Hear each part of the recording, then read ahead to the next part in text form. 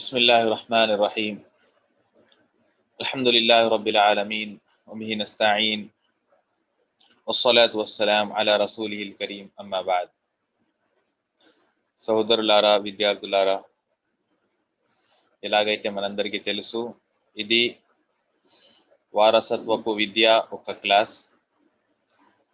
Last క్లాస్లో మనం ఈ విద్య గురించి ఇంట్రొడక్షన్ తెలుసుకున్నాం. ఈ విద్య అసలు ఏమిటి, ఈ విద్య యొక్క ప్రాముఖ్యత ఏంటి, ఈ విద్య మనం ఎందుకు నేర్చుకోవాలి, ఈ కొన్ని విషయాలు అల్హమ్దులిల్లా మనం తెలుసుకున్నాం. అయితే లాస్ట్ క్లాస్లో ఏదైతే ఈ విద్య యొక్క ప్రాముఖ్యత గురించి కొన్ని హదీస్లు మరియు సహాబా యొక్క అక్వాల్ మీ ముందు పెట్టడం జరిగింది. దానిలో హజరత్ ఉమర్ రలియల్లాహు అన్హు చెప్పిన ఒక మాట కూడా మీ ముందు పెట్టడం జరిగింది.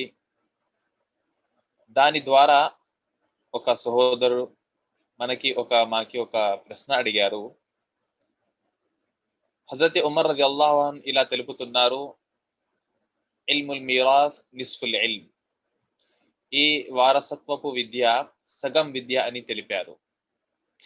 అయితే ఈ విద్యను సగం విద్య ఎందుకు అన్నారు అని ఒక ప్రశ్న మన ముందుకు వచ్చింది. నేను ఎలాగైతే చెప్పానో ఇన్షాల్లా నెక్స్ట్ క్లాస్లో దీని గురించి ఎక్స్ప్లెయిన్ చేస్తానని. ఇన్షాల్లాహ్ తబారక్ వ తఆలా మొట్టమొదటిగా ఆ విషయాన్ని మీ ముందు ఎక్స్ప్లెయిన్ చేయడం జరుగుతుంది. దాని తర్వాత ఇన్షాల్లాహ్ తబారక్ వ తఆలా మనం వేరే మసలా, వేరే విషయం తెలుసుకోవడానికి ప్రయత్నిద్దాం. అయితే సోదరులారా, దీని గురించి మనం చూసినట్లయితే ఉలమాలు దీని గురించి 2-3 మాటలు చెప్పారు. అంటే ఈ విద్యను సగం విద్య ఎందుకు అన్నారు అని 2-3 రీజన్స్ మన ముందు పెట్టారు. ఫస్ట్ రీజన్ ఏమిటంటే, ఎలాగైతే నేను కూడా ఆ రోజు మీ ముందు ఆ ఒక్క రీజన్ చెప్పాను, ఈ విద్య యొక్క ప్రాముఖ్యత తెలియజేయడానికి ఈ మాట అన్నారు.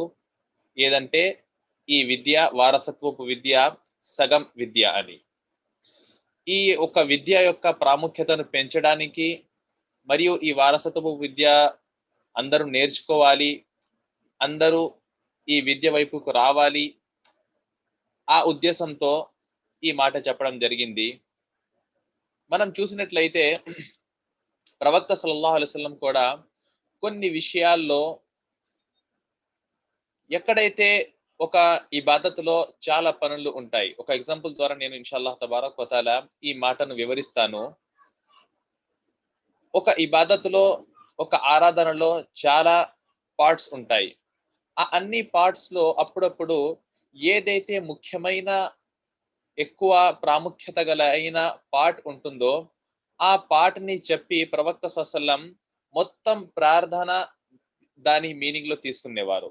అంటే ఒక్కొక్కసారి ప్రవక్త సల్లల్లాహు అలైహి వసల్లం సజ్దా అని చెప్పి సజ్దా అని చెప్తారు. కానీ ఆ సజ్దా ఒక మీనింగ్ ఏమిటి? మొత్తం నమాజ్, ఒక రకాత్ మొత్తాన్ని ఒక్కొక్కసారి ప్రవక్త సల్లల్లాహు అలైహి వసల్లం సజ్దా అని పేరు ఇస్తారు. ఎందుకంటే మనం చూసినట్లయితే నమాజ్ లో ఖియామ్ ఉంటుంది. ఖియామ్ అంటే నుంచుంటాం. అలాగే రుకు ఉంటుంది, అలాగే సజ్దా ఉంటుంది, అలాగే మనం తషహుద్ లో కూర్చుంటాం. ఈ అన్ని నమాజ్ లో అర్కాన్, నమాజ్ యొక్క పార్ట్స్. కానీ ప్రవక్త సల్లల్లాహు అలైహి వసల్లం సజ్దా ఏదైతే ఉందో దీని యొక్క ప్రాముఖ్యత చాలా, నమాజ్ పార్ట్స్ లో దీని ప్రాముఖ్యత చాలా ఎక్కువగా ఉంది. కాబట్టి అప్పుడప్పుడు ప్రవక్త సల్లల్లాహు అలైహి వసల్లం మొత్తం నమాజ్ కి సజ్దా అని పేరు ఇచ్చేవారు. అంటే ఏమిటి? ఈ సజ్దా యొక్క ప్రాముఖ్యత చాలా ఎక్కువ ఉంది.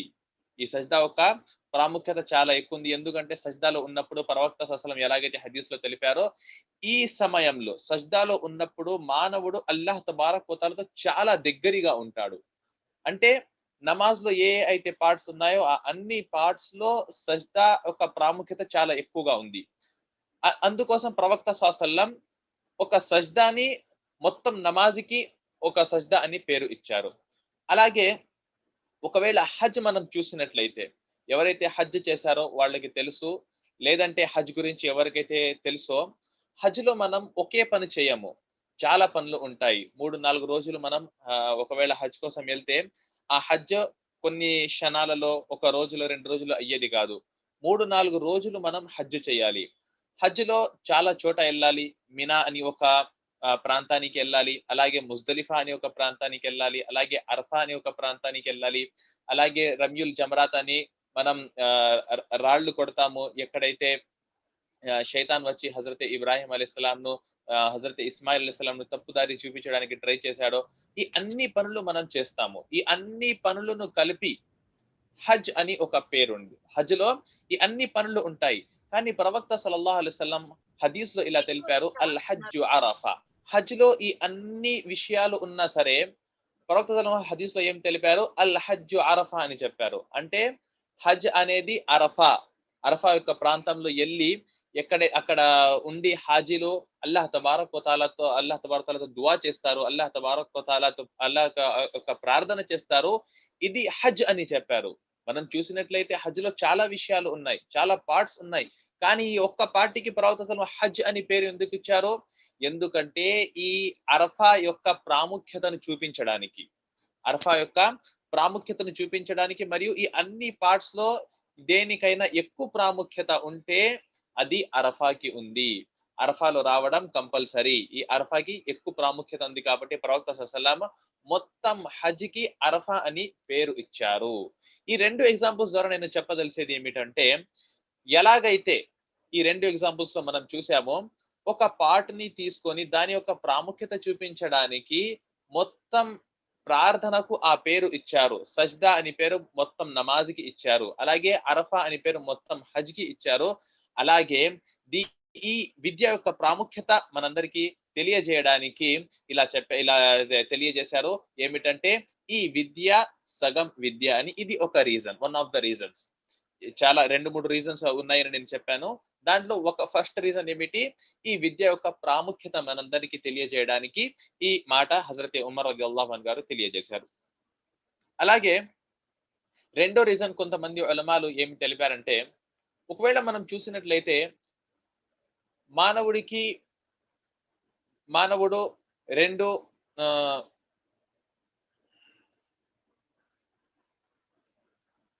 2 హాలతులో ఏదో ఒక హాలతులో ఉంటాడు.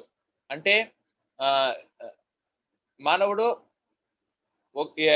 ఉంటే మన ముందు జీవించి ఉంటాడు, బ్రతికి ఉంటాడు.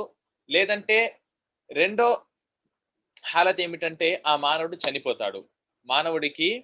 మానవుడు 2 పరిస్థితుల్లో ఉంటాడు. మానవుడి పరిస్థితులు 2 పరిస్థితులున్నాయి. ఒకటి జీవించి ఉంటాడు, బ్రతికి ఉంటాడు. రెండో పరిస్థితి ఆ మానవుడు మరణించి ఉంటాడు. ఆ మానవుడు మరణించి ఉంటాడు. ఒకవేళ ఈ 2 పరిస్థితుల్ని మనం చూసినట్లయితే, ఈ 2 పరిస్థితుల్లో ఒక పరిస్థితిలో మనకి కొన్ని విద్యలతో మనకు అవసరం పడుతుంది. రెండో పరిస్థితిలో మనకు కొన్ని విద్యలతో అవసరం పడుతుంది. అంటే అన్ని విద్యల్ని ఒకవేళ మనం ఆహ్, ఒక్కొక్క పరిస్థితిని ఇచ్చేస్తే ఒక పరిస్థితి సగం సగం అయిపోయింది. రెండో పరిస్థితి ఇంకో సగం అయిపోయింది. ఒక పార్ట్ ఉంది. ఒక పార్ట్‌లో 2 పరిస్థితులు. ఒక పరిస్థితి సగం, ఇంకో పరిస్థితి సగం. అంటే జీవించి ఉన్న పరిస్థితి ఒక సగం, మరణించిన పరిస్థితి ఇంకో సగం. ఏ విద్యలు అయితే మనం నేర్చుకుంటున్నామో, ఏ విద్యలైతే మనం చదువుతున్నామో, చూస్తున్నామో, ఈ అన్ని విద్యలు ఈ అన్ని విద్యలు ఒక పరిస్థితిలో మనందరికీ ఉపయోగపడతాయి. అది ఏ పరిస్థితి? జీవించి ఉన్న పరిస్థితి. ఇది వారసత్వపు విద్య అయితే మాత్రం మనిషి మరణించిన తర్వాత మనకు పనికి వస్తుంది. వారసత్వపు విద్య ఇది మనకు ఎప్పుడు పనికి వస్తుంది? మనిషి మరణించిన తర్వాత. అంటే మనిషి యొక్క సగం పరిస్థితి ఈ మరణం ఉంది. ఈ మరణంలో మనకు పనికి వచ్చేది ఏమిటి? ఈ వారసత్వపు విద్య. అందుకని కొంతమంది ఉలమాలు ఏం చెప్పారంటే, ఈ 2 పరిస్థితుల్లో ఏదో ఒక పరిస్థితిలో మానవుడు ఉంటాడు. ఒక్కొక్క పరిస్థితిని మనం సగం సగంగా చేస్తాము. ఒక పరిస్థితి మనిషి బ్రతికి ఉన్నప్పుడు, రెండో పరిస్థితి మనిషి చావు. అన్ని విద్యలు మనిషి బ్రతికి ఉన్నప్పుడు ఆ మనిషికి అవసరపడతాయి. అలాగే ఈ వారసత్వపు విద్య రెండో సగం అంటే మానవుడు మరణించిన తర్వాత, మరణం తర్వాత ఈ విద్య మనకు అవసరం పడుతుంది. ఎందుకు అవసరం పడుతుంది? ఎందుకంటే ఒక మానవుడు మరణించిన తర్వాత ఆ మానవుడి దగ్గర ఎంతో అంత డబ్బు ఉంటుంది. ఎంతో అంత ఆస్తులు, పాస్తులు ఉంటాయి. ఆ మానవుడు చనిపోగానే ఆ మానవుడి హక్కుల నుంచి అన్ని వెళ్ళిపోతాయి. ఎందుకంటే చనిపోయిన తర్వాత ఇయన్నీ మానవుడు సమాధిలోకి తీసుకెళ్ళడు. ఇయన్నీ ఇక్కడే వదిలి వెళ్ళిపోతాడు. అయితే ఈ అంత డబ్బు, ఈ అంత ఏదైతే ఆ మానవుడు తమ వెనకాల ఎన్ని ఆస్తులు, పాస్తులు, డబ్బులు వదిలి వెళ్ళాడో, ఈ డబ్బులు ఇప్పుడు ఎవరు తీసుకోవాలి? ఎలా తీసుకోవాలి? అనేది మనకు ఈ విద్యలో తెలుస్తుంది. ఎలాగైతే మనం లాస్ట్ క్లాస్‌లో దీని గురించి వివరించామో. అయితే రెండో రీజన్ ఏమిటంటే ఎందుకు ఈ విద్యను సగం విద్య అన్నారంటే, మనిషి 2 పరిస్థితుల్లో ఉంటాడు. ఒక పరిస్థితి ఒక సగం, రెండో పరిస్థితి రెండో సగం. ఒక సగం ఏమిటి? మానవుడు జీవించి ఉండడం. రెండో పరిస్థితి మానవుడి మరణం. అయితే ఈ వారసత్వ విద్య రెండో సగం మరణం నుంచి సంబంధించింది. మరణం తర్వాత మనకు ఈ విద్య అవసరపడుతుంది కాబట్టి ఈ విద్యను సగం విద్య అని హజరత్ ఉమర్ రలియల్లాహు అన్హు గారు హదీస్‌లో తెలిపారు. అలాగే దీని గురించి ఒక మూడో రీజన్ కూడా కొంతమంది ఉలమాలు చెప్పారు. మూడో రీజన్ ఏమిటండి? మానవుడి దగ్గర ఏదైతే డబ్బు వస్తుందో, మానవుడి దగ్గర ఏదైతే డబ్బు వస్తుందో 2 విధానాలతో ఈ డబ్బు మానవుడి దగ్గర వస్తుంది. 2 విధానాలతో మానవుడి దగ్గర ఈ డబ్బు వస్తుంది. ఫస్ట్ దారి ఏమిటంటే మానవుడు అనుకోని నేను సంపాదించాలి అని మానవుడు అనుకోని డబ్బు సంపాదిస్తాడు. ఈ డబ్బు సంపాదించే దాంట్లో చాలా దారులున్నాయి. ఇది వేరే విషయం. ఓకే. ఇది వేరే విషయం. కానీ మానవుడు అనుకోని నేను డబ్బు సంపాదించాలి అని మానవుడు సంపాదిస్తాడు. మానవుడేమో ఏది ఎళ్లి ఏదో ఒక బిజినెస్ చేసుకుంటాడు. మానవుడు ఏదో ఒక జాబ్ చేసుకుంటాడు. లేదా ఎక్కడో అక్కడ లేబర్ గా పని చేసుకుంటాడు. ఏదో ఒక పని చేసి మానవుడు డబ్బు సంపాదిస్తాడు. మరి మానవుడు అనుకుంటాడు. నేను సంపాదించాలి, నేను చెయ్యాలి అని మానవుడు అనుకోని ఆ డబ్బులు సంపాదిస్తాడు. ఇది ఆహ్, ఆహ్, ఒక పరిస్థితి. ఒక దారి మానవుడు డబ్బు సంపాదించేది. రెండో దారి ఏమిటి? మానవుడు అనుకోకుండా బలవంతంగా మానవుడి దగ్గర డబ్బు వస్తుంది. ఫస్ట్ దారి ఏంటి? మానవుడు అనుకోని కావాలి అని డబ్బు సంపాదిస్తాడు. రెండో దారి ఏంటి? మానవుడు ఏమి అనుకోడు. మానవుడి మానవుడి కష్టం దాంట్లో ఎలాంటిది ఉండదో బలవంతంగా ఆ డబ్బు మానవుడి దగ్గర వచ్చేస్తుంది. ఆ దారి ఏ దారి? ఇదే వారసత్వపు దారి. ఒక మనిషి చనిపోయిన తర్వాత మనిషి యొక్క బిడ్డలు ఉన్నారు, పిల్లలు ఉన్నారు. ఆ పిల్లలు అనుకున్నా అనుకోకపోయినా వాళ్ళ నాన్న యొక్క డబ్బులు వాళ్ళ పిల్లల హక్కుల్లో వచ్చేస్తుంది. మనిషి అనుకోడు. ఒకవేళ మనిషి కాదు నాకు వద్దు అంటే అది వేరే విషయం. కానీ వాళ్ళ నాన్న చనిపోంగానే వాళ్ళ పిల్లల హక్కులో ఆ డబ్బు వచ్చేస్తుంది. బలవంతంగా ఆ డబ్బు ఒక మానవుడి హక్కులో వచ్చేస్తుంది. అయితే ఏ డబ్బు అయితే మానవుడి దగ్గర వస్తుందో దానికి 2 దారులు ఉన్నాయి. ఒకటో దారి ఏంటి? మానవుడు అనుకోని సంపాదిస్తాడు. రెండో దారి మానవుడు అనుకోకుండా బలవంతంగా మానవుడి హక్కులో వచ్చేస్తాయి. అయితే ఈ 2 పరిస్థితుల్ని సగం సగం చేశారు. మానవుడు అనుకోని సంపాదించడం ఒక సగం. అలాగే అనుకోకుండా బలవంతంగా మానవుడి హక్కులో డబ్బు వస్తుంది. ఇది రెండో సగం. అందుకని హజరత్ ఉమర్ రలియల్లాహు అన్హు ఈ విద్యను సగం విద్య అని చెప్పారు. ఈ 3 రీజన్స్ ఇన్‌షాల్లాహ్ తబారక తఆలా మీకు అర్థమయ్యి ఉంటాయని నేను అనుకుంటున్నాను. లాస్ట్ రీజన్ ఏదైతే మీ ముందు చెప్పడం జరిగిందో అది కూడా మీరు ఇన్‌షాల్లాహ్ తబారక తఆలా గుర్తుపెట్టుకోండి. ఏమిటంటే మానవుడు డబ్బు సంపాదిస్తాడు అనుకోని. కానీ ఈ వారసత్వపు ద్వారా ఏదైతే డబ్బు వస్తాయో మానవుడు అనుకోడు. ఇది బలవంతంగా మానవుడి హక్కుల్లో వచ్చేస్తుంది. మానవుడు కావాలంటే దాని తర్వాత ఆ డబ్బు తీసుకున్న తర్వాత వద్దు నాకు ఈ డబ్బు వద్దు అని చెప్పవచ్చు. అది వేరే విషయం. కానీ ఒక మనిషి చనిపోయిన తర్వాత ఎవరెవరైతే వారసులున్నారో, ఎవరెవరైతే ఆ డబ్బుకి వారసులు అవుతారో వాళ్ళ హక్కులో వాళ్ళ హక్కులో ఆటోమేటిక్‌గా ఆ డబ్బు వచ్చేస్తుంది. అర్థమవుతుందిగా? ఆటోమేటిక్‌గా ఆ డబ్బు ఆ మనిషి హక్కులో వచ్చేస్తుంది. అయితే ఈ 3 రీజన్స్ ఉన్నాయి. ఫస్ట్ రీజన్ ఏమిటి? ఫస్ట్ రీజన్ ఏమిటంటే ఈ విద్య యొక్క ప్రాముఖ్యతను చూపించడానికి ఈ మాట చెప్పడం జరిగింది. ఈ విద్య సగం విద్య అని. రెండో విషయం ఏమిటి? మానవుడి 2 పరిస్థితులుంటాయి. ఒకటి ఆహ్, బ్రతికి ఉన్న పరిస్థితి, రెండో పరిస్థితి చనిపోయిన పరిస్థితి. 2 పరిస్థితులను ఒక్కొక్క సగం చేశారు.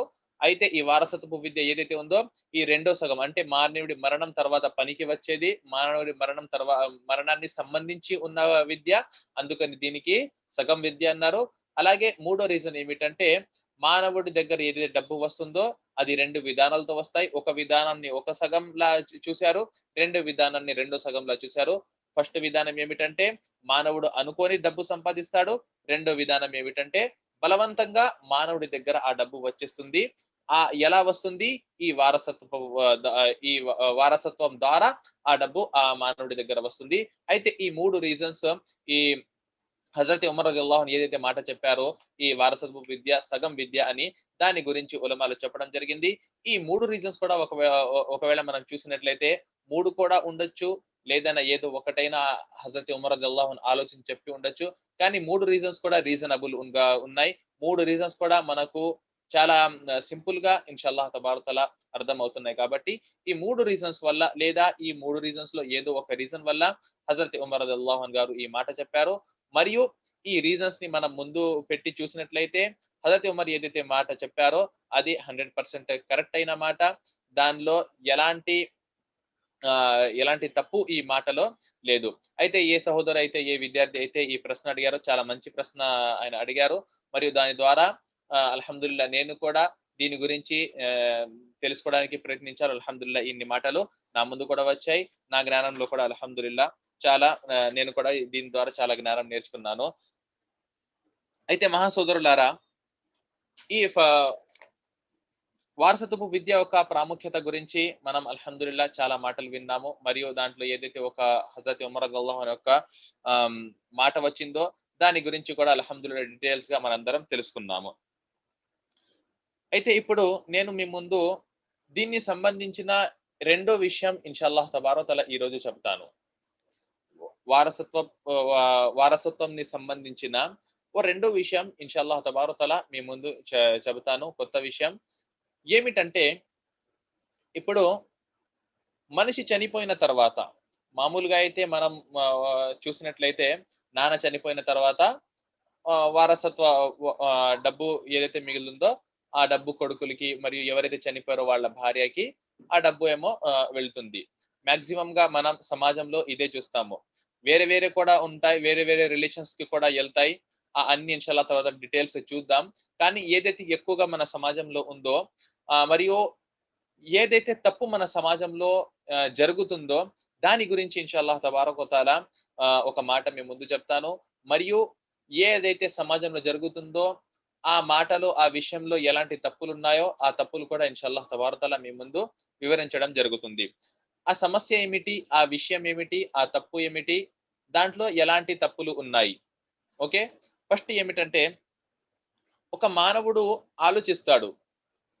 నేను చనిపోయిన తర్వాత నా దగ్గర ఏదైతే డబ్బు ఉందో, నా దగ్గర ఏదైతే ఆస్తి ఉందో అది పంచుకోవడానికి నేను చనిపోయిన తర్వాత నేనున్నంత వరకు కొడుకులందరూ కలిసి ఉన్నారు. కూతుర్లందరూ కలిసి ఉన్నారు. కానీ నేను చనిపోయిన తర్వాత నా కొడుకుల మధ్య గొడవలు రావచ్చు. డబ్బు డబ్బు పంపకంలో కొడుకుల ద్వారా కూతుర్ల మధ్య కొడుకుల మధ్య ఎలాంటి అయినా గొడవలు రావచ్చు. అందుకని ఒక మానవుడు ఏం ఆలోచిస్తాడంటే నేను చనిపోయే ముందే ఈ డబ్బుని నేను పంచేస్తాను. అర్థమవుతుందా విషయం ఏమిటి? ఒక మానవుడు ఏం ఆలోచిస్తున్నాడు? నేను చనిపోయే ముందే నా డబ్బుని పంచేస్తాను. ఎందుకు? నేను చనిపోయిన తర్వాత కూతుర్ల మధ్య ఎలాంటి గొడవలు ఉండకూడదు అని ఒక మానవుడి ఒక థాట్, ఒక ఆలోచన. ఈ ఆలోచన చాలా మందిలో వస్తుంది. మరియు మన సమాజంలో మనం చూసినట్లయితే చాలా మంది ఈ ఆలోచన మీద అమలు కూడా చేస్తున్నారు. చాలా మంది ఇలా చేస్తున్నారు. చనిపోయే ముందే అయితే డబ్బు ఉంటుందో, ఏ అయితే ఆస్తులు ఉంటాయో కొడుకులకి, కూతుర్లకి పిలిచి వాళ్ళకి అవి పంచేస్తున్నారు. ఇది ఎక్కడి వరకు కరెక్ట్? మరియు ఇది కరెక్టా? రాంగా? మనం తెలుసుకుందాం. అయితే షార్ట్‌లో చెప్పాలంటే ఇది తప్పుదారి. ఇలా చేయడం తప్పు. ఎందుకు? తప్పు అంటే కూడా ఒక రీజన్ ఉండాలి. లేదు కరెక్ట్ అంటే కూడా రీజన్స్ ఉండాలి. రీజన్స్ ఉంటేనే అక్కడ రీజన్ తెలుసుకుంటేనే మనకి తెలిసిద్ది అది తప్పా లేదా రైటా సరైనదా అని. అయితే నేను దీనికి ఏమి చెప్పాను? ఇది తప్పు అని చెప్పడం జరిగింది. తప్పు ఎందుకు? ఎందుకంటే దీంట్లో చాలా విషయాలు ఉన్నాయి. చాలా విషయాలు ఉన్నాయి. నేను ఇన్షాల్లాహ్ తబారక్ తఆలా దీని గురించి కొన్ని విషయాలు, కొన్ని రీజన్స్ ఇన్షాల్లాహ్ తబారక్ తఆలా మీ ముందు పెడతాను. ఆ రీజన్స్ మీరు గుర్తు పెట్టుకోవాలి. ఇన్షాల్లాహ్ తబారక నోట్ చేసుకొని పెట్టుకోండి లేదా గుర్తు పెట్టుకోండి. ఈ రీజన్స్ ఇన్షాల్లాహ్ తబారక తఆలా మీకు పనికి వస్తాయి. మరియు మనం సమాజంలో చూసినట్లయితే ఈ రీజన్స్ కూడా మనం చూడవచ్చు. ఈ అన్ని రీజన్స్ ఏ రీజన్స్ అయితే ఇన్షాల్లాహ్ ఇప్పుడు నేను మీ ముందు చెబుతానో ఈ రీజన్స్ వల్ల మనం ఈ పని చేయకూడదు. అంటే మరణం ముందు ఒక మానవుడు డబ్బుని వాళ్ళ పిల్లల్లో, కొడుకుల్లో, కూతుర్లో పంచకూడదు. దీని ద్వారా ఫస్ట్ ఫస్ట్ రీజన్ ఏమిటంటే ఎందుకు పంచకూడదు అంటే, ఒకవేళ ఒక నాన్న చనిపోయే ముందు డబ్బు పంచేశాడు. చెప్పేసాడు. నేను చనిపోయిన తర్వాత మీరు ఇంత ఇంత తీసుకోవాలి. అది ఎలా పంచాడు అనేది వేరే విషయం. ఓకే. అయితే ఫస్ట్ మనం అది తెలుసుకుందాం. పంచడంలో కూడా ఎలా పంచాలి అనేది అది కూడా ఒక విషయం ఉంది. అంటే వారసత్వపులో ఏదైతే ఫార్ములాస్ ఉన్నాయో, ఈ వారసత్వ విద్యలో డబ్బు పంచడానికి కొడుకుల్లో కూతురు మధ్య డబ్బు పంచడానికి ఏదైతే ఫార్ములాస్ ఉన్నాయో, ఆ ఫార్ములా మీద అమలు చేస్తూ ఆ డబ్బును పంచాలా? లేదా మామూలుగానే పంచేసేయాలా? ఇది కూడా ఒక విషయం ఉంది. అందుకనే ఫస్ట్ రీజన్ ఏమిటంటే ఈ సమస్య కూడా వస్తుంది కాబట్టి అందుకని ఒక మానవుడు ఏం చేయకూడదు మరణం ముందు ఆ డబ్బుని వాళ్ళ కొడుకుల్లో కూతుర్ల మధ్య పంచకూడదు. రెండో రీజన్ ఏమిటంటే ఒకవేళ మనిషి ఆ డబ్బుని పంచేశాడు. పంచేసిన తర్వాత వాళ్ళ కొడుకుల్లో ఒక కొడుకు నాన్న మరణం ముందే మరణించేశాడు. ఎగ్జాంపుల్‌గా ఒక మనిషి ఉన్నాడు. అబ్దుల్లా ఒక మనిషి ఉన్నాడు. అబ్దుల్లాకి 3 కొడుకులున్నారు. అబ్దుర్ రహమాన్, అబ్దుర్ రహీం అలాగే అబ్దుస్ సమద్. ఈ 3 కొడుకులు అబ్దుల్లా యొక్క 3 కొడుకులు. అబ్దుర్ రహమాన్, అబ్దుర్ రహీం, అబ్దుస్ సమద్. అయితే ఈ ముగ్గురిలో డబ్బు పంచేశాడు. ఎవరు అబ్దుల్లా అనే ఒక వ్యక్తి డబ్బు పంచేశాడు. కానీ ఏమైంది? ఎవరికీ తెలీదు. ఎవరి మరణం ఎప్పుడొస్తుందో అని, ఎవరు ఎప్పుడు మరణిస్తాడో ఇయన్నీ ఎవరికీ తెలీదు. ఈ ముగ్గుడుకు ఈ ఈ ముగ్గురు కొడుకుల్లో ఒక కొడుకు అబ్దుర్ రహమాన్ అనే కొడుకు నాన్న మరణం కన్నా ముందు మరణించేశాడు. ఓకే. ఈ ఎగ్జాంపుల్ ఏదైతే నేను ఇస్తున్నానో దీనికి జాగ్రత్తగా వినండి. అబ్దుర్ రహమాన్ అనే ఏదైతే కొడుకు ఉన్నాడో అబ్దుర్ రహమాన్ అనే కొడుకు నాన్న మరణం కన్నా ముందు మరణించేశాడు. అయితే ఏమవుతుంది అని ప్రశ్న రావచ్చు. అయితే ఏమవుతుందంటే ఒకవేళ అబ్దుర్ రహమాన్ అనే వ్యక్తి వాళ్ళ నాన్న కన్నా ముందు మరణిస్తే అబ్దుర్ రహమాన్‌కి వారసత్వ విద్య ద్వారా మనం చూసినట్లయితే ఖురాన్ మరియు హదీస్ ద్వారా మనం చూసినట్లయితే ఆ అబ్దుర్ రహమాన్‌కి వాళ్ళ నాన్న డబ్బుల్లో ఒక్క రూపాయి కూడా రాదు. అర్థమవుతుందా? ఒక్క రూపాయి కూడా రాదు. ఎందుకంటే ఒకవేళ మన వారసత్వ విద్య యొక్క ఫార్ములాస్‌ని మనం చూస్తే దాంతో మనకి తెలిసేదేమిటంటే ఒక మనిషి మరణించేటప్పుడు వాళ్ళ రిలేటివ్స్‌లో ఎవరెవరైతే ఉంటారో వాళ్ళకే ఆ హక్కు ఎళ్తుంది. ఎవరెవరైతే ఉంటారో వాళ్ళకే ఆ హక్కు ఎళ్తుంది. ఒక మనిషి మరణించేటప్పుడు నలుగురు కొడుకులు ఉన్నారు. 5గురు కొడుకులు ఉన్నారు. కానీ ఒక మనిషికి నలుగురు, 5గురు కొడుకులున్నారు. ఆ నలుగురు లేదా 5గురు కొడుకుల్లో నాన్నకన్నా ముందు ఎవరైనా చనిపోతే ఆ కొడుకుకి ఎలాంటి హక్కు నాన్న యొక్క డబ్బుల్లో ఉండదు. ఈ విషయం మీరు అందరూ గుర్తుపెట్టుకోండి. ఈ విషయం అందరూ గుర్తుపెట్టుకోండి. ఒక నాన్న మరణం ముందు ఒక కొడుకు మరణిస్తే, మరణించిన కొడుకుకి నాన్న యొక్క డబ్బుల్లో ఒక్క పైసా కూడా హక్కు ఉండదు. ఈ విషయం మీరు తెలుసుకున్న తర్వాత నేను చెప్పేదేమిటంటే ఈ ఎగ్జాంపుల్ ద్వారా, ఈ అబ్దుల్లా అనే ఒక వ్యక్తి ఎవరైతే నాన్న ఉన్నాడో వాడికి ముగ్గురు కొడుకులున్నారని నేను ఎగ్జాంపుల్ ఇచ్చాను. అబ్దుర్ రహమాన్, అబ్దుర్ రహీం, అబ్దుస్ సమద్ అని ఒక ఎగ్జాంపుల్ ఇచ్చాను. అయితే ఒకవేళ ఈ అబ్దుర్ రహమాన్ అనే ఒక కొడుకు నాన్న యొక్క మరణం కన్నా ముందు మరణిస్తే ఈ అబ్దుర్ రహమాన్‌కి ఒక్క రూపాయి కూడా హక్కు ఎల్లదు. ఒక్క రూపాయి కూడా ఎల్లకూడదు. ఇది ఖురాన్ మరియు హదీస్ ద్వారా మనకు తెలిసే విషయం. ఒకవేళ నాన్న మరణం కన్నా ముందు పంచేసినట్లయితే ఆ డబ్బు ఆ అబ్దుర్ రహమాన్ యొక్క హక్కు కాదు. కానీ పంచేశాడు కాబట్టి ఆ అబ్దుర్ రహమాన్ యొక్క హక్కు అయిపోతుంది. కానీ మనం ఖురాన్ మరియు హదీస్ ద్వారా మనం చూసినట్లయితే ఆ డబ్బు అబ్దుర్ రహమాన్ యొక్క హక్కు అవ్వదు. ఎందుకంటే ఈ కొడుకు నాన్న యొక్క మరణం కన్నా ముందు మరణించేశాడు. దీంట్లో ఈ తప్పు ఉంది కాబట్టి ఇది కూడా ఒక రీజన్. ఎందుకు అంటే ఒక మనిషి మరణం కన్నా ముందు ఆ మనిషి యొక్క డబ్బును, ఆ మనిషి యొక్క ఆస్తులను వేరే వాళ్ళలో పంచకూడదు. అర్థమైందా ఈ రీజన్? ఈ రీజన్ చాలా ఇంపార్టెంట్ రీజన్. ఎందుకంటే ఇది చాలా ఎక్కువ జరిగే రీజన్. ఎందుకంటే ఈ మరణం అనే విషయం ఎవరికీ దీని గురించి తెలీదు. ఎవరు ఎప్పుడు మరణిస్తారో అనేది ఎవరికీ తెలీదు. ఈ మరణం ఎప్పుడు వస్తుంది అని తెలీదు. ఫస్ట్ ఎవరు మరణిస్తారు, తర్వాత ఎవరు మరణిస్తారు, ఈ అన్ని విషయాలు ఎవరికీ తెలీదు కాబట్టి మనం వారసత్వపు విద్యలో ఇది చాలా మెయిన్ ఫార్ములా ఇది. దీనికి ఈ ఫార్ములాని మనం ఎప్పుడు గుర్తుపెట్టుకోవాలి. ఏమిటంటే ఒక మనిషి మరణించిన తర్వాత ఎవరైతే ఉంటారో వాళ్ళకి హక్కు వెళ్తుంది. ఆ మనిషి మరణించే ముందు ఎవరైనా మరణిస్తే వాళ్ళకి ఎలాంటి హక్కు ఎల్లదు. అయితే ఒక కొడుకు నాన్న కన్నా ముందు మరణిస్తే ఆ కొడుకుకి హక్కు ఎల్లదు. కానీ ఇక్కడ ఈ నాన్న ఏమి చేస్తున్నాడు, మా మరణించే ముందు డబ్బు పంచేస్తున్నాడు. మరియు ఎవరికైతే హక్కు ఎల్లకూడదో వాళ్లకు ఇక్కడ హక్కు ఎల్లిపోతుంది. అందుకని ఒక మనిషి మరణించే ముందు వాళ్ళ డబ్బుల్ని వాళ్ళ కొడుకుల మధ్య, వాళ్ళ రిలేటివ్స్‌ల మధ్య ఎప్పుడు పంచకూడదు. ఎందుకంటే ఆ మనిషి మరణించిన తర్వాత ఆ డబ్బు ఏదైతే డబ్బు ఉందో వాళ్ళ రిలేటివ్స్‌లో ఖురాన్ మరియు హదీస్ ప్రకారం పంచేసేయాలి. ఇంకోటి ఏమిటంటే ఈ విద్య ఎలాగైతే ఆహ్, క్లాస్ ముందు మనం ఈ విద్య సగం విద్య అని తెలుసుకున్నామో దాన్ని రీజన్స్ మనం చూసినట్లయితే దాంట్లో మనకి ఏం తెలిసింది, ఈ విద్య ఏ ఏ పరిస్థితిని సంబంధించినది, మరణాన్ని సంబంధించిన విద్య. ఈ విద్య మనకు ఎప్పుడు అవసరం పడుతుంది, ఒక మనిషి మరణించిన తర్వాత, ఒక మనిషి చనిపోయిన తర్వాత మనకు ఈ విద్య అవసరం పడుతుంది. అంటే ఈ డబ్బులు మనం ఎప్పుడు పంచాలి, ఎవరైతే ఎవరిదైతే డబ్బులు ఉన్నాయో ఆ మనిషి మరణించిన తర్వాత మనం పంచాలి. ఈ మీరాస్ అనేది వారసత్వపు అనే పదమే ఎక్కడి నుంచి వచ్చింది, ఒక మనిషి చచ్చిన తర్వాత ఏదైతే వదిలి వెళ్తాడో అక్కడి నుంచి ఈ పదం వచ్చింది. కాబట్టి ఒక మనిషి ఏమి చేయకూడదు, మరణించే ముందు ఏ అయితే ఆస్తులు డబ్బులు ఉన్నాయో ఆ డబ్బుల్ని వాళ్ళ కొడుకుల్లో, కూతుర్ల, వాళ్ళ రిలేటివ్స్‌ల మధ్య పంచకూడదు. ఒకవేళ ఇలా పంచినట్లయితే ఎవరికైతే హక్కు ఉందో వాళ్ళకి తక్కువ హక్కు ఎల్లవచ్చు. మరి ఎవరికైతే హక్కు లేదో వాళ్ళకి కూడా డబ్బులు ఎల్లవచ్చు. లేదంటే ఎక్కువ హక్కు ఉన్న వాళ్ళకి తక్కువ డబ్బు వెళ్ళొచ్చు. తక్కువ హక్కు ఉన్న వాళ్ళకి ఎక్కువ డబ్బులొచ్చు. ఎలాగైతే నేను ఒక ఎగ్జాంపుల్ మీకు ఇచ్చానో, ఆ ఎగ్జాంపుల్‌లో మనం చూసినట్లయితే ఎవరికైతే హక్కు లేదో ఆ అబ్దుర్రహమాన్ యొక్క కొడుకుని అక్కడ హక్కు ఎళ్ళిపోతుంది. ఒకవేళ వాళ్ళకి హక్కు ఎళ్తే ఏమైద్ది, వేరే ఇద్దరు కొడుకులు ఎవరైతే ఉన్నారో ఆ ఇద్దరు కొడుకుల హక్కుల్లో తగ్గిపోతుంది. ఎందుకంటే ఒక ₹1,00,000 ఉన్నాయి.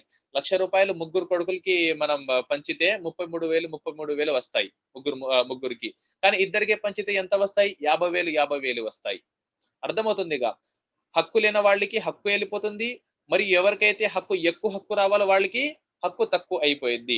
అందుకని మరణించే ముందు ఎవరు ఇలాంటి పని చెయ్యకూడదు. ఈ రీజన్ ద్వారా కూడా చాలా మంది ఉలమాలు ఈ మాట చెప్పారు. అలాగే ఒక రీజన్ ఏమిటంటే మనిషి డబ్బు పంచేటప్పుడు డబ్బు ఎవరికి పంచుతాడు? ఓన్లీ వాళ్ళ కొడుకులు, కూతుర్ల మధ్యే పంచుతాడు. ఒక మనిషి చనిపోయిన తర్వాత ఒకవేళ ఆ మనిషికి భార్య బ్రతికి ఉంటే, ఆ మనిషి యొక్క అమ్మ, నాన్న బ్రతికి ఉంటే వాళ్ళకి కూడా హక్కు ఎళ్తుంది. ఓకే. ఈ మాట కూడా మీరు ఇన్‌షాల్లా నోట్ చేసుకొని పెట్టుకోండి. ఒక మానవుడి మరణించిన తర్వాత ఆ మానవుడి భార్య ఉంటే భార్యకి కూడా హక్కు ఉంది. అలాగే ఆ మరణించిన వ్యక్తి యొక్క అమ్మ, నాన్న ఉంటే ఆ అమ్మ, నాన్నకి కూడా హక్కు వెళ్తుంది. కొడుకులు ఉన్నా సరే. కొడుకులు ఉన్నా సరే ఆ మనిషి యొక్క భార్యకి హక్కు వెళ్తుంది. అలాగే ఆ మనిషి యొక్క అమ్మ, నాన్నకి కూడా హక్కు ఎళ్తుంది. కానీ మనం సమాజంలో చూసినట్లయితే ఒకవేళ ఒక మనిషి డబ్బు పంచితే ఏమి చేస్తాడు? అమ్మ, నాన్నకి ఎలాంటి డబ్బు ఎల్లదు. అలాగే భార్యకి కూడా ఇవ్వరు. ఎవరికిస్తారు? ఓన్లీ వాళ్ళ కూతురు మరియు కొడుకుల మధ్యే ఆ మనిషి డబ్బుల్ని పంచేస్తాడు. అర్థమవుతుందా ఈ విషయం? ఈ రీజన్ ఎందుకు మనం మరణించే ముందు పంచకూడదు అనేది? ఎందుకంటే మానవుడు డబ్బు పంచేటప్పుడు ఏం చేస్తాడు? కొడుకులు మరియు కూతుర్ల మధ్య మాత్రమే ఆ డబ్బుని పంచుతాడు. భార్యకి డబ్బులు ఇవ్వడు. అలాగే అమ్మ, నాన్న ఒకవేళ బ్రతికి ఉంటే లేదా అమ్మ, నాన్న ఇద్దరిలో ఎవరైనా ఒకళ్ళు బ్రతికి ఉన్నా సరే వాళ్ళకి కూడా ఆ వ్యక్తి డబ్బు ఇవ్వడు. ఒకవేళ ఆ మనిషి అలాగే వదిలేసి ఉంటే, ఆ మనిషి మరణించిన తర్వాత ఆ డబ్బు మనం పంచితే ఏమవుతుంది? భార్యకి కూడా హక్కు ఎళ్తుంది. వాళ్ళ అమ్మ, నాన్నకి కూడా హక్కు ఎళ్తుంది. వాళ్ళ అమ్మ, నాన్నకి కూడా డబ్బు వస్తుంది. అందుకని మానవుడు మరణించే ముందు డబ్బు పంచితే ఇలా దాంట్లో కొన్ని తప్పులు చేస్తాడు, కొన్ని రాంగ్ స్టెప్స్ ఆ మానవుడు చేస్తాడు. అందుకని ఏం చేయకూడదు, ఒక మానవుడు చనిపోయే ముందు ఆస్తుల్ని మరియు డబ్బుల్ని పంచకూడదు. ఒక రీజన్ కొంతమంది ఉలమాలు ఏం చెప్పారంటే ఎందుకు మరణించే ముందు డబ్బు పంచకూడదంటే, ఒక మనిషి డబ్బు పంచేశాడు. సరే భార్యకి కూడా ఇచ్చేశాడు, అమ్మ నాన్నకు కూడా ఇచ్చేశాడు. కానీ ఆ మనిషి బ్రతికే కాలం అల్లాహ్ తబారక్ వ తఆలా ఎక్కువ చేశాడు. ఆ మనిషికి ఎక్కువ అల్లాహ్ తబారక్ వ తఆలా వయసు ఇచ్చాడు. అయితే ఒక ఛాన్స్ ఏముందంటే ఆ మనిషి ఉన్నంత వరకు రెండో పెళ్లి చేసుకునే ఛాన్సులున్నాయి. రెండో పెళ్లి చేసుకునే ఛాన్సులున్నాయి. ఒకవేళ ఆ మనిషి రెండో పెళ్లి చేసుకుంటే ఆ మనిషి రెండో పెళ్లి చేసుకుంటే ఇప్పుడు డబ్బులన్నీ పంచేశాడు. డబ్బులన్నీ ఆ మనిషి పంచేశాడు. ఇక్కడ మరి డబ్బు పంచిన తర్వాత ఏం చేశాడు ఆ మనిషి, ఆ వ్యక్తి రెండో పెళ్లి చేసుకున్నాడు. ఇప్పుడు ఈ మనిషి మరణించిన తర్వాత ఈ మనిషి దగ్గర ఎలాంటి డబ్బులు లేవు. ఈ రెండో భార్య ఏదైతే ఉందో ఈ రెండో భార్యకి ఒక్క రూపాయి కూడా దొరకట్లేదు. ఒకవేళ ఆ మనిషి మరణించే ముందు ఆ డబ్బు పంచి ఉండకపోతే ఇద్దరు భార్యలకి అక్కడ హక్కు వెళ్తుంది. ఇద్దరు భార్యలకి అక్కడ డబ్బు వస్తుంది. అందుకని ఏం చేయకూడదు, మరణించే ముందు డబ్బుల్ని ఎవరు పంచకూడదు. అలాగే దీంట్లో ఒక చాలా పెద్ద తప్పు ఏమవుతుందంటే, మనిషి ఒకవేళ డబ్బు పంచేస్తే, మరణించే ముందు మనిషి డబ్బు పంచేస్తే, ఆ డబ్బు మీద ఆ మనిషి యొక్క హక్కు అసలుండదు. మనిషి ఉన్నంత వరకు ఒకవేళ డబ్బు పంచకుండా అలాగే వదిలేస్తే, ఆ మనిషి ఉన్నంత వరకు ఆ డబ్బు మీద ఆ మనిషి యొక్క హక్కు ఉంటుంది. మనిషి మరణించిన తర్వాత ఎవరైతే వారసులు ఉంటారో వాళ్ళకి ఆ డబ్బు వెళ్తుంది. కానీ బ్రతికి ఉన్నంత వరకే ఒకవేళ ఆ మనిషి డబ్బు పంచేస్తే కొడుకులు, కూతుర్లు అందరూ ఆ డబ్బు తీసుకొని వెళ్ళిపోతారు. మరియు ఆ నాన్నకి ఏ వ్యక్తి అయితే డబ్బు పంచాడో ఆ ఆ వ్యక్తి యొక్క హక్కులో ఒక్క రూపాయి కూడా మిగిలి ఉండదు. మరియు దీని ద్వారా ఏమవుతుంది, ఆ మనిషి హక్కుల్లో ఉండకపోతే కొడుకులు, కూతుర్లు అందరూ ఆ మనిషికి వదిలివేస్తారు. మనం సమాజంలో చూస్తున్నాం. ఎలా పేరెంట్స్ తో మన జనాలు బిహేవ్ చేస్తున్నారు. అమ్మ, నాన్న హక్కులు ఎంత వరకు పూర్తి చేస్తున్నారు. ఎలా వాళ్ళతో బిహేవ్ చేస్తున్నారు. వాళ్ళ హక్కుల్ని వాళ్ళు ఎలా ఇవ్వకుండా వాళ్ళ హక్కులతో వాళ్ళకి దూరం పెడుతున్నారు అనేది మనం సమాజంలో చూస్తున్నాం. ఒకవేళ ఒక వ్యక్తి మరణించే ముందు డబ్బు మొత్తం పంచేస్తే దాని తర్వాత అమ్మ, నాన్నల్ని అసలు చూసుకునే వాళ్ళు కూడా చూసేవాళ్ళు ఉండరు. ఒకవేళ ఆస్తిపాస్తులుంటే ఏం చేస్తారు? అమ్మ నాన్న దగ్గర ఆస్తి ఉంది అని కాబట్టి కొంతమంది ఆస్తుల కోసమైనా అమ్మ నాన్నల్ని చూసుకుంటూ ఉంటారు వాళ్ళ వయసు అయిపోయిన తర్వాత. కానీ ఒకవేళ ఒక మనిషి మరణించే ముందే డబ్బు పంచేస్తే ఏమవుతుంది? ఇప్పుడు డబ్బు వచ్చేసింది కాబట్టి ఏదైతే మెయిన్ వాళ్ళు దేనికోసమైతే అమ్మ నాన్నల్ని చూసుకుంటున్నారో అదే వచ్చేసింది కాబట్టి దాని తర్వాత ఏం చేస్తారో అమ్మ నాన్నలు ఇద్దరిని వదిలివేస్తారు. వాళ్ళ హక్కులు అస్సలు ఏదైతే కొంచెం కొంచెం హక్కులు ఇంతకు ముందు ఇచ్చేవారో ఇప్పుడు ఆ హక్కులు కూడా ఇవ్వడం మానేస్తారు. అయితే మహాసోదరులారా, ఒక మనిషి మరణం ముందు చనిపోయే ముందు డబ్బు పంచేస్తే దీనిలో ఈ చాలా రీజన్స్ ఉన్నాయి. ఈ అన్ని రీజన్స్ వల్ల చెప్పేది ఏమిటంటే ఈ పని చాలా పెద్ద తప్పు. ఇలా పంచడం, మరణించే ముందు ఈ డబ్బుల్ని పంచడం చాలా పెద్ద తప్పు. మరియు మెయిన్ మాట మనం గుర్తుపెట్టుకోవాల్సింది ఏమిటంటే ఈ వారసత్వం అనేది ఏమిటి? మనిషి మరణంతో సంబంధించినది. మనిషి మరణంతో సంబంధించినది కాబట్టి అల్లాహ్ తబారక్ వ తఆలా దీని గురించి మనకు ఖురాన్ మరియు హదీస్ లో అల్లాహ్ మరియు ప్రవక్త సల్లల్లాహు అలైహి వసల్లం వివరాలు తెలిపారు. ఒకవేళ ఈ అన్ని వివరాలు ఉండకపోతే మనం ఈ అన్ని పనులు చేసుకోవచ్చు. ఈ అన్ని వివరాలు ఖురాన్ లో ఎందుకు వచ్చాయి? ఎందుకంటే ఒక మనిషి చనిపోయే ముందు ఈ డబ్బుల్ని పంచకుండా అలాగే వదిలేసి వెళ్ళిపోవాలి. వదిలేసి వెళ్ళిపోతే మాత్రమే వదిలి వెళ్ళిపోతే ఆ పరిస్థితిలోనే మనం ఏం చేయగలం? ఆ డబ్బుల్ని ఖురాన్ మరియు హదీస్ ప్రకారం ఖురాన్‌లో ఏదైతే మనకు డీటెయిల్స్ తెలుపబడ్డాయో మరియు హదీస్‌లో ఏదైతే మనకు డీటెయిల్స్ తెలుపబడ్డాయో ఆ డీటెయిల్స్ ప్రకారం మనం ఏం చేస్తాం? ఆ డబ్బుని పంచుతాం. అందరూ ఇలాగే చేసుకొని పోతే మరియు ఈ విద్య యొక్క ప్రాముఖ్యత ఎక్కడ వెళ్ళిపోతుంది? అల్లాహ్ తబారక్ వ తఆలా ఖురాన్‌లో మనకి ఆహ్, ఆహ్, కొన్ని ఆయతుల్లో దీని గురించి, దీని ప్రాముఖ్యత గురించి మరియు ఈ డబ్బుని ఎలా పంచాలి అని చాలా డీటెయిల్స్ గా అల్లాహ్ తబారక్ వ తఆలా తెలిపారు. అలాగే ప్రవక్త సల్లల్లాహు అలైహి వసల్లం కూడా చాలా వాక్యాలు హదీస్‌లో తెలిపారు. ఈ ఖురాన్ యొక్క ఆయతులు మరియు ఈ హదీస్ యొక్క ఏదైతే హదీస్‌లో ప్రవక్త సల్లల్లాహు ఈ విద్య గురించి చెప్పారో దీనికి ఎలాంటి వాల్యూ ఉండదు. ఎప్పుడు ఎప్పుడైతే అందరు మనుషులు మరణించే ముందు ఈ డబ్బుని వాళ్ళ రిలేటివ్స్‌లో వాళ్ళ కొడుకుల్లో పంచివేస్తారో. అందుకని మనం ఏం చేయాలి? దీన్ని అలాగే వదిలేయాలి. మనిషి మరణం ఎప్పుడైతే వస్తుందో మరణించిన తర్వాత ఖురాన్ మరియు హదీస్ యొక్క వాక్యాలు మన ముందున్నాయి. దాని ద్వారా ఇన్‌షాఅల్లాహ్ తబారక్ వ తఆలా మనం ఆ డబ్బుల్ని పంచాలి. దీని అన్ని డీటెయిల్స్ ఇన్‌షాఅల్లాహ్ తబారక్ వ తఆలా మీ ముందొస్తాయి. ఇది చాలా ప్రాముఖ్యతమైన చాలా ఇంపార్టెంట్ సమస్య అని నేను అనుకున్నాను. అందుకని ఈ సమస్య, ఈ విషయం మీ ముందు పెట్టాను. మరియు ఈ విషయంలో ఎలాంటి తప్పులవుతాయో ఈ అన్ని అల్హమ్దులిల్లాహ్ మీ ముందు పెట్టడం జరిగినాయి. ఈ అన్ని విషయాలు మీరు గుర్తుపెట్టుకోండి. ఈ అన్ని రీజన్స్ మీరు గుర్తుపెట్టుకోండి. ఎందుకు ఒక మనిషి మరణం కన్నా ముందు డబ్బు పంచకూడదు.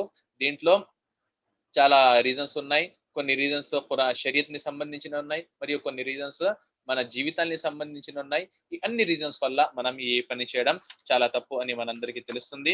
అల్లాహ్ తబారక్ వ తఆలాతో దుఆ ఏమనగా అల్లాహ్ తబారక్ వ తఆలా మనందరినీ ఈ అన్ని విషయాల్ని తెలుసుకొని, ఈ అన్ని విషయాలపై అమలు చేసే సౌభాగ్యాన్ని కలిగించుగాక. ఆమీన్.